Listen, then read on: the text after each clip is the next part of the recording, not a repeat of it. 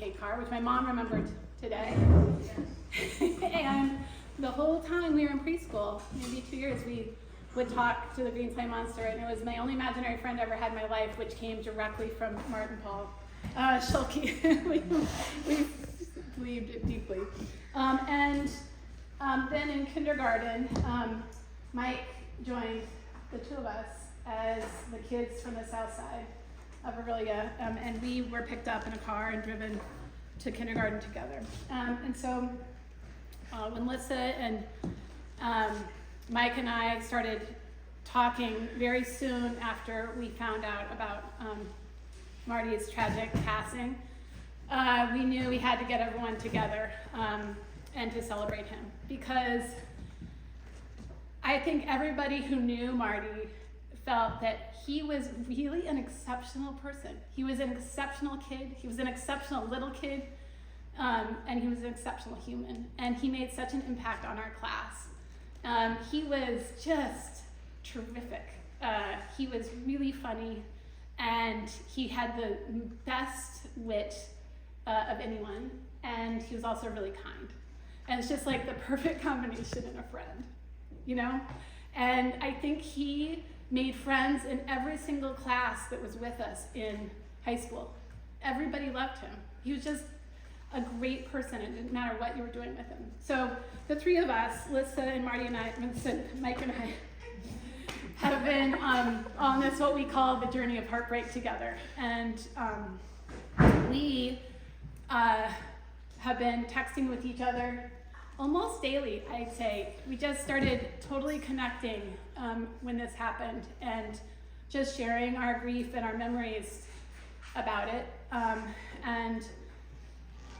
Mike drove out to Rochester and helped bring Marty's ashes back, and the three of us drove to see Bethine in Illinois, where she is living in assisted living, and we zoomed in Marty's siblings, and we did a memorial service there in Illinois with Bethine, with Marty's ashes. And we decided, you know, we really needed to bring people together here in Aurelia, and especially our class and everybody who loved Marty, to have time to celebrate him. And he didn't want a big funeral, but this is why we're here today, to celebrate him. Yeah, tough luck, Mike says. We're getting together. He said, tough luck, Martin Paul. We're getting together to celebrate you. And Mike has been writing this series of memories, like almost constantly since Marty passed. And I read those memories at the little memorial service we did with Bethine, because Mike didn't feel like he could read them. I would love to read them. Yeah, but without getting through it. So I said I would read it for him. So what I'm going to do is share, because it turns out that many of the memories that Mike has written down are the same memories that I have, and the same memories that a lot of the people in this room will have. So I'm going to share these memories, and some of them you're going to be able to tell come directly from Mike, clearly not from me. So this is it. I remember the little red stools in the Sunday school room in the basement of the old Lutheran church, possibly where I first met Marty. Not 100% sure, as he just always is part of my world. At any rate, he was there. I remember playing Star Wars in his room, between the top of the stairs and the sewing room, and I thought it was so cool. He had 2 stairways. One of my first memories of Marty is laying on the floor of his kitchen, playing Star Wars with Bethine walking over the top of us. He had more Star Wars, the fire and the action figures, than anyone that I knew, and we were always playing Star Wars at his place. I remember riding in the back of a gigantic blue car driven by Jim Bozzoni with Marty and Ann on the way to kindergarten. And that's the 3 of us went to kindergarten and back all that year in that car. Actually, for me, my first memory of Marty was riding, this is my story. I remember sneaking into Diane's room to listen to her music collection and then being chased back out. I remember Diane, where's Diane? I remember her Sean Cassidy poster. Oh, well. Me too. I remember 434-5596, Marty's phone number, and I doubt I would forget it. I remember Bruno, who was friendly enough, Marty's dog like for most of our childhood, right? Where's Bruno? Yeah, Bruno's right there. He was friendly enough, but took him a while to warm up. I remember the chinchillas in the basement and being too stupid to listen about sticking my finger in the cage.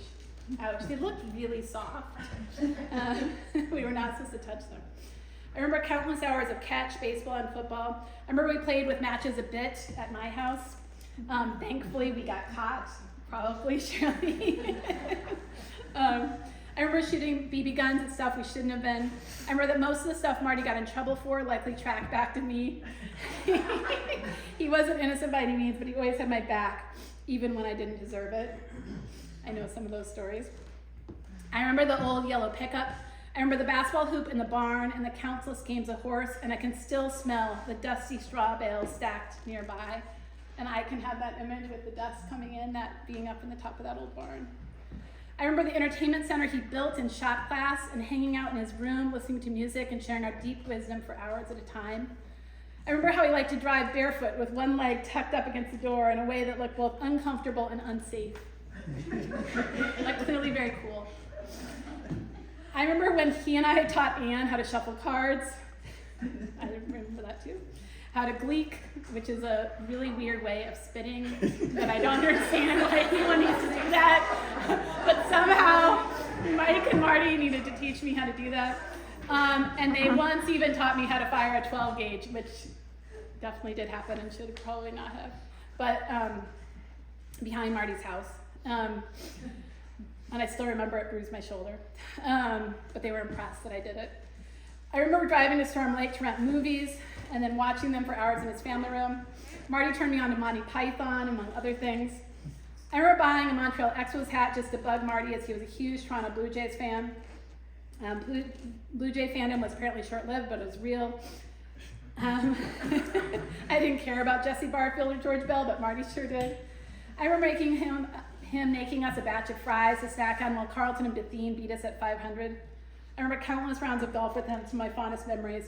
We would often stay after golf practice with 45 minutes of daylight left, and we knew we could still walk another 9 holes, and I'm so glad we did. I remember the big red burgundy station wagon and riding to the new church with Bethune after school to help fold bulletins. I remember walking as a pack to Cub Scouts in 3rd grade, all the way down by the park, regardless of the weather. We were so tough and handsome in our uniforms. We were. I remember Marty and I were both girl crazy all along, but I don't think we ever chased the same girl. I remember Carlton letting Marty and I help with hog chores. He was clearly a very patient man. I remember Marty and Ann and I spent a lot of time together, all good times. We lived, so it was me, and then Marty was right around the section, and then Mike was around the section this way. So when the bus would pick us up, I would drive that route, and I drove that route when I got here today. And I don't think I've been on that route probably since 1990, but it all seemed really familiar. I remember riding along to Vermilion to visit Diane at college. What a good, cool day that was for me. And I remember Cindy still being around, and for sure Diane, but Steve and Gary were like exotic rumors to me. I knew they existed all along, but I don't think I ever once met them, although I did see them with my own eyes in church. We decided Gary graduated from high school when we were in kindergarten. So that's why he was an exotic rumor to us. I remember Murray, the basset hound Marty had in high school. Murray was a good pup, and Marty loved that dog. I remember Marty rode his bike to my place when we rode to town together, but we only did that a couple times as Marty had the losing end of the deal. I remember fishing for chubs down at Pitcher Creek, 3/4 west of my place. And I said this morning, there's only a few people in the world who know what Pitcher Creek is, that runs between our farm, Marty's farm, and Mike's farm. And I think all the kids who lived there fished for chubs in Pitcher Creek. We always caught some. We never once figured out how we kept them in a pail alive, and we were shocked every time that didn't work. I remember Marty wore long sleeves all the time as a youngster, regardless of the heat.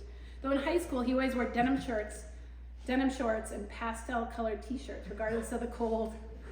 I remember Marty was a state champion golfer in the 1989 Class 1A, really a Bulldogs team, and he took a lot of pride in that, and he's not the only one. I remember Carlton and Bethune going square dancing and leaving Marty and I in charge, likely a mistake, but we never got in too much trouble. I remember going through church school and Sunday school with Marty K through 12. I remember Marty was always a good student. He never seemed to struggle with much. I remember the infamous speech, "The things to remember about success is to enjoy it while it happens," what an instant classic. I remember he was always a good friend, and I don't just mean to me. He made friends easily and then kept them. I remember saxophone solos. I can still hear him playing. He played the baritone sax well and did it willingly, but I remember how much he would come alive for a 20-second solo on the alto sax. He was a bit of an entertainer. I remember Spatula City and Marty having a boogie on his finger, sketches we did for homecoming as class, but Marty was the driving force behind these productions. I remember how Marty got a kick out of Weird Al and introduced the rest of us to his strange new parody music. Just another thing he turned us all on to. He shaped our lives in ways we were never even aware of.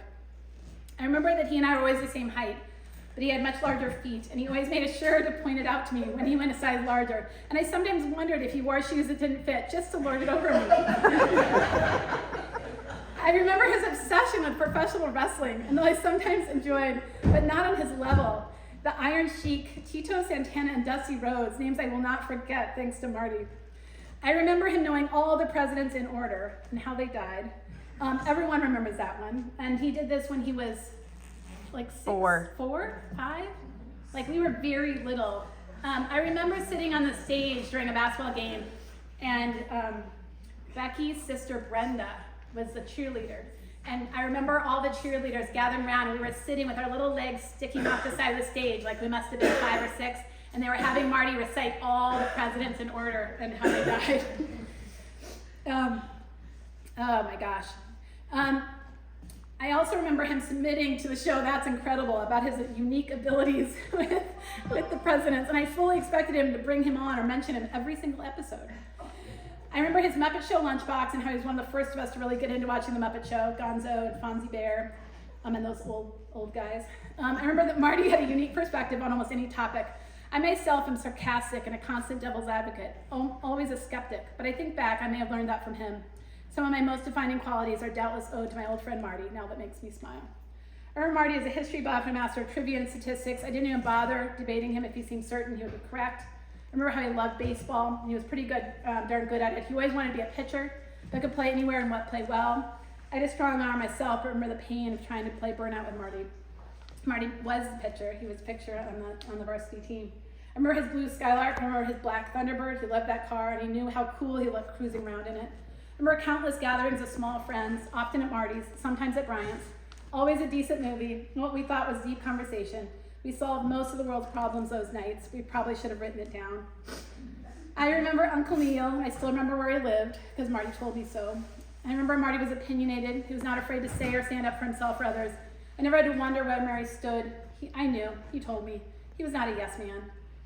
I remember riding on Yebby's bus route for years. Marty had the longer ride, so he was always there to greet me in the morning and bid me farewell after school. I remember Marty's first wedding and how I had the honor of being his best man, and we'd always already started growing apart. Different schools, different paths, different friends, too young and stupid to know any better.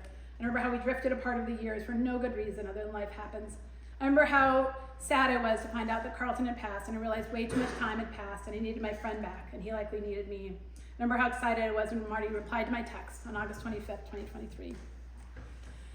Okay, almost there. I remember how he used to over-enunciate on certain words, especially if he was cursing. Just ask Tony B for impersonation. I remember how he could make any statement sound like a question. And I remember... You butchered it again. I remember how he could make any statement sound like a question. Yeah. I remember Marty being better at me than cards and board games. And I remember Marty's quirky sense of humor, his biting sarcasm, and his many different laughs. I was particularly fond of his quick 2-laugh burst followed by a straight face. I remember watching the film Mississippi Burning with Marty.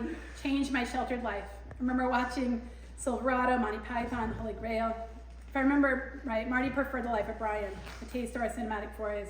I remember hearing the song We Didn't Start the Fire for the first time, driving around with him. I remember the soda machine in their front porch or back porch, the door we actually use. I remembered his turtlenecks. He wasn't the only one that made this fashion mistake, but I remember his. And I remember Marty was the first topic at any and all reunions, whether 2 of us or more. We all miss him. I remember Heaven to Murgatroyd. I remember Marty had a Wizuna Wings iron just like mine, and he couldn't hit an 8 iron as far as he wanted to. I remember playing 4-point pitch with Marty, Derek, and Tony on the way to and from golf meets. The points were for high-low, jack, and game, but I do not remember the rules. I remember we were completely absorbed in the games, and the coach was undoubtedly irritated we'd rather finish our card game than warm up for the golf at hand. I remember the Red Rooster haircut. I remember he always had glasses, and then suddenly he didn't. I remember his birthmark and would grow dark and angry looking when he got angry. And I remember driving to town in my old Ford Galaxy, crossing the bridge by Atherton's and looking in the mirror and seeing the sparks fly as the old car bottomed out. I remember his Steelers football jersey, but Marty's favorite football team was the Saints. And I remember driving south of Aurelia around the old S-curve, where the spot where our foreign exchange student Stina had crashed, and Marty saying, "Now do what Stina does, Pa." I remember watching Saturday Night Live nearly religiously, and Marty loved Nathan Thurm, Ed Grimley, the church lady. He would recap it for me the next day at church if we hadn't watched it together. I remember playing a modified form of soccer at recess, and Marty was an all-time goalie.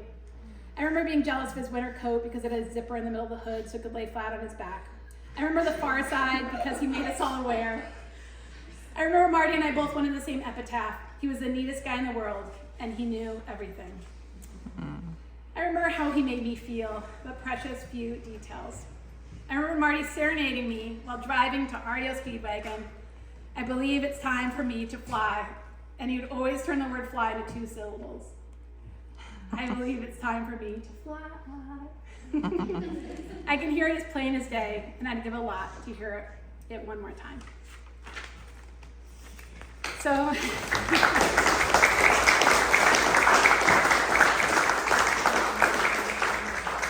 I thought it was an amazing collection of memories, much better memory than I have.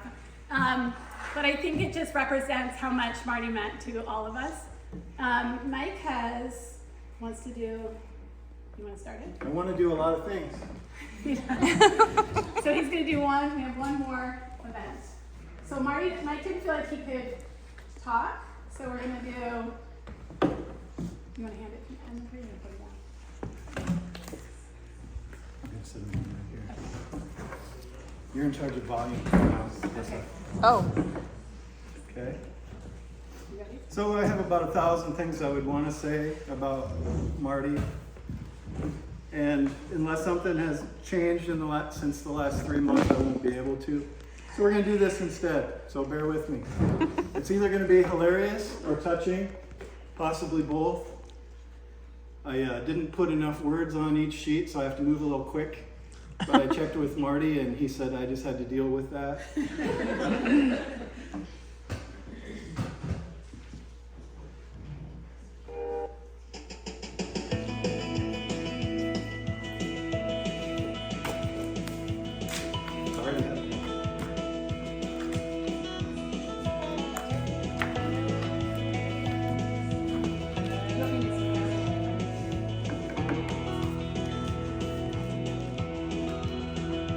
My old friend, I recall the times we had hanging on my wall. I wouldn't trade them for gold, 'cause they laughed and they cried me, they somehow sanctified me, the woman in the stories I have told and tell again.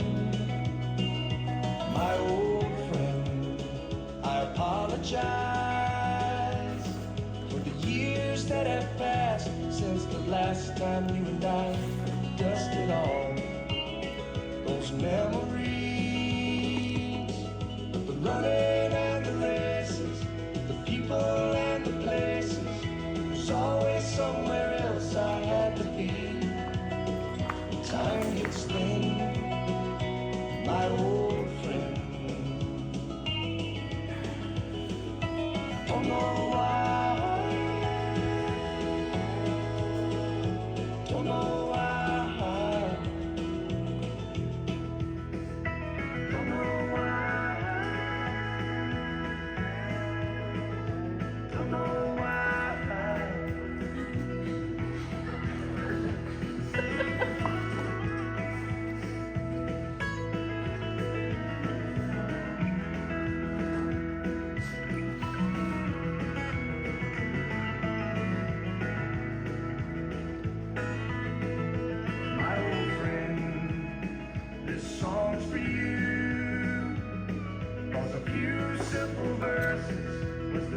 that I could do to tell the world that you were here.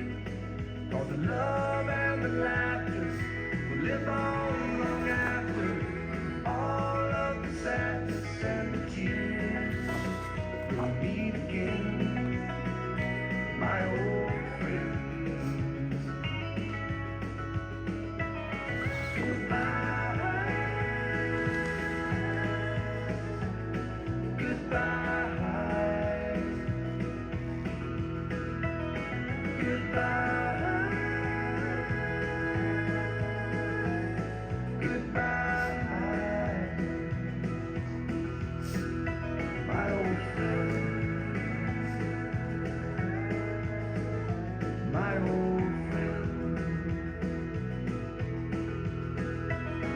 Goodbye, goodbye.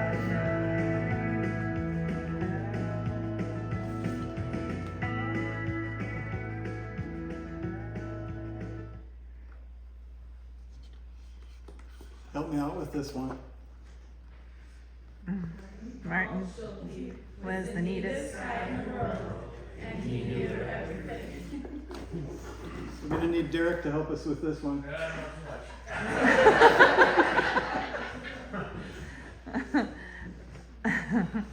Thank you.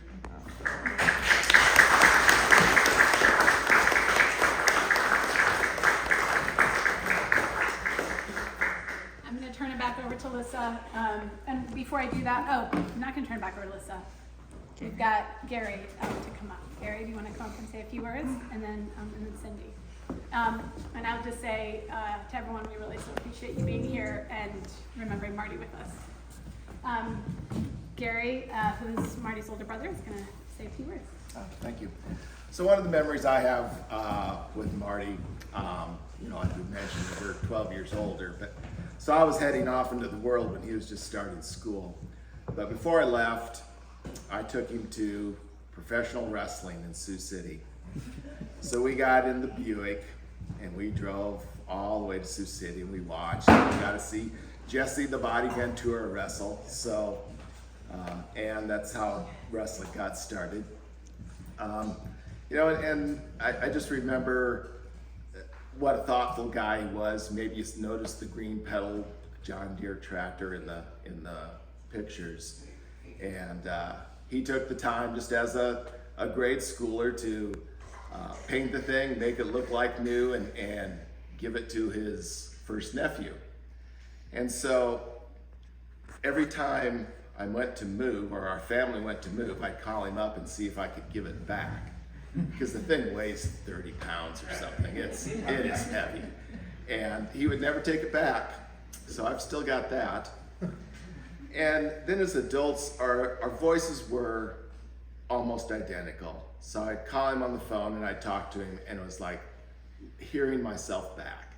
You just could not tell the difference. And it's just those little things that I think is just comes to mind and is a good memory. We talked about Bruno the dog. Bruno is the only dog that all 5 of us Schulke kids had in common as far as the dog. He was there for Steve, and then all the way through Marty. And so it was just it was just so sad, his passing. But I know this brings a lot of comfort to our family and to my mother. And thank you very much.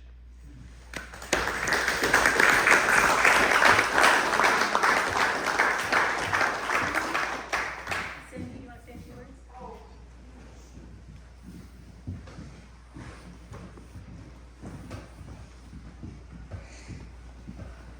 I just wanted to thank all of you for coming today and sharing in this time of memories and tears. I'm sure we're all wiping away here. And we all think of Marty differently. I think of him as my cute little, sometimes irritating brother. He's a friend, he's a classmate, he's a best friend. He's also a son and a husband. And all those different memories come back to one thing, that Marty was kind, He was gentle, he was loving, he was funny, he's always funny, creative, and just a great guy. And he will be sorely missed, even though distance and time made it hard to keep up, as we all know. And sometimes when you don't ask the questions, you don't know what his life was like, and we missed that. And I think that was a very sad part for all of us. But to live without regrets, we cherish what we each know of Marty, and we always will. And again, I just thank you guys for coming. I thank Lissa and Ann and Mike for walking this journey of heartbreak with us, his family.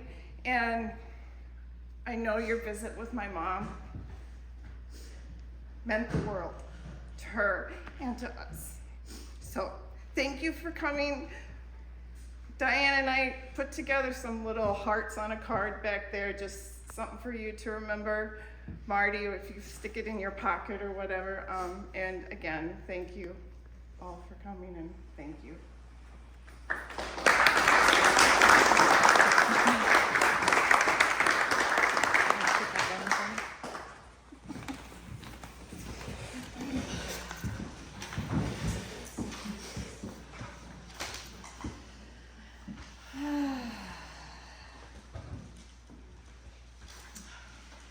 So the one thing that I want to say about Marty is he and I were best friends throughout high school. We kind of got connected through jazz band. There was all kinds of jazz band trips that we would go on, and Marty and I lived on opposite sides of town, and so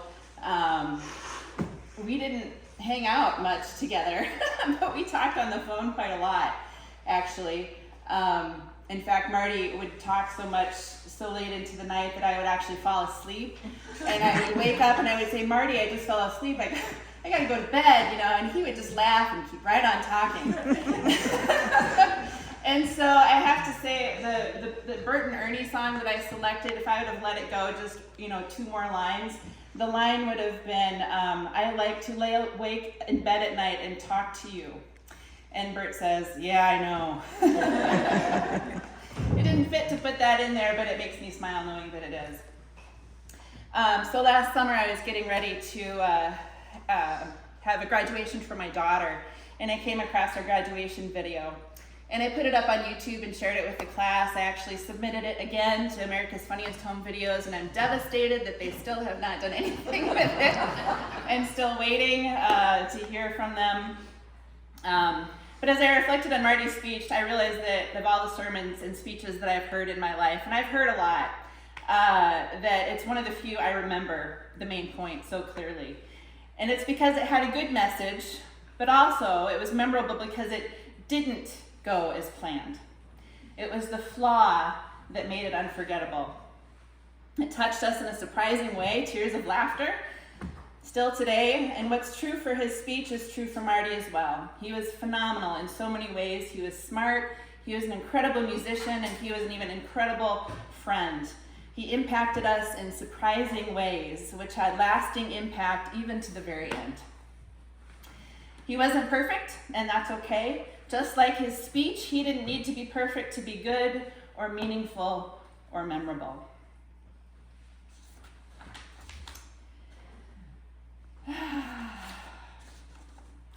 So in those late night phone conversations and letters, Marty confessed his insecurities, admitting he wanted and needed to hear good things about himself. It was his empathy for others and awareness of his own insecurities that led him to give what others most needed. He would go out of his way to make us feel good, to be kind to us, to want the best for us, even if it came at a cost to him, and to help us laugh. It's that same spirit of radical empathy and encouragement shared by the criminals dying on the cross in the movie Life of Brian, as they sing, always look on the bright side of life, to cheer one another up. It was one of Marty's favorite movies, and we knew it had to be included, that song, not just for the silliness, but for the honesty and for the empathy Marty embodied, and his ability to see the comedy, even in the tragedy. Lastly, Marty told me that Warren Zevon was his favorite artist. Warren, I have since learned, was also a favorite of David Letterman. I don't know why Warren was his favorite artist. I never asked. I was waiting for him to tell me in a follow-up, and he never did. But he's known for Werewolves of London. Yeah. But his next well-known song was the last song, Keep Me in Your Heart, that we heard Tony sing at the end. It was appropriate for so many reasons. It starts out with the words, shadows are falling and I'm running out of breath. If I leave you, it doesn't mean I love you any less. Keep me in your heart for a while. So Marty, we will keep you in our heart for more than a while. You will forever be a part of us in so many good ways. We enjoyed our journey with you, so much love, so much joy, so many accomplishments. Success weaved itself all the way through. And when things fell apart, you were still kind and caring, thinking more of us than you did yourself. You did not want to be a burden. You knew you need to know that we'd have gladly carried you. But thank you. You loved us as well as you could, and we are so grateful for all of it. So I close with this poem. One day the road ends, the dishes sit untouched in the sink, the TV hums to no one, the book remains open, its final page never turned. The road ends, clothes still hang in the closet, sheets neatly folded, the house in perfect order, as if time itself paused. The road ends. Slippers rest by the door, a table set for a meal never had. Cold coffee lingers in a forgotten cup, a portrait gathers dust, a to-do list on the fridge left unfinished. The road, my road ends, yet the world continues. Spring will return with new blossoms, the seasons will change without me. Departures and arrivals will persist, laughter will echo in places I once stood. There will be new love, new friendships, new chapters written beyond my story. Life will move forward even when I no longer walk its path. So today, as long as breath still fills my lungs, let my prayer be this. If I take nothing with me, may I leave behind something beautiful. A memory, a kindness, a warmth in the hearts of those I met, that even when my road ends, love remains. Psalm 34:18, the Lord is near to the brokenhearted and saves the crushed in spirit. Let us pray. Eternal God, a life we love has been torn from us. Expectations the years once held have vanished. It takes our breath away.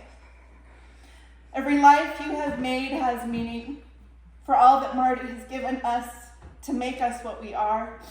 His joy, his music, and his love, for that of him which lives and grows in each of us, and for his life that in your love will never end. We are so profoundly grateful. Before he was ours, he is yours.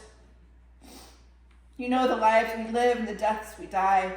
On this holy day, on Good Friday, we do not forget the broken body of your son, too, was laid in a tomb.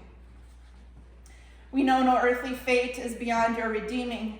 Give us faith that every good, every joy, every love, every life that is buried in sorrow and death shall rise again. Draw those of us who remain in this life closer to one another. Comfort us all, and keep tender and true the love in which we hold one another. In life, in death, in life beyond death, you are with us always. Amen. From the bottom of our hearts, thank you for being with us. Thank you for sharing this journey, your memories, your time. We appreciate you so much. So feel free to stay and continue talking and fellowship with one another.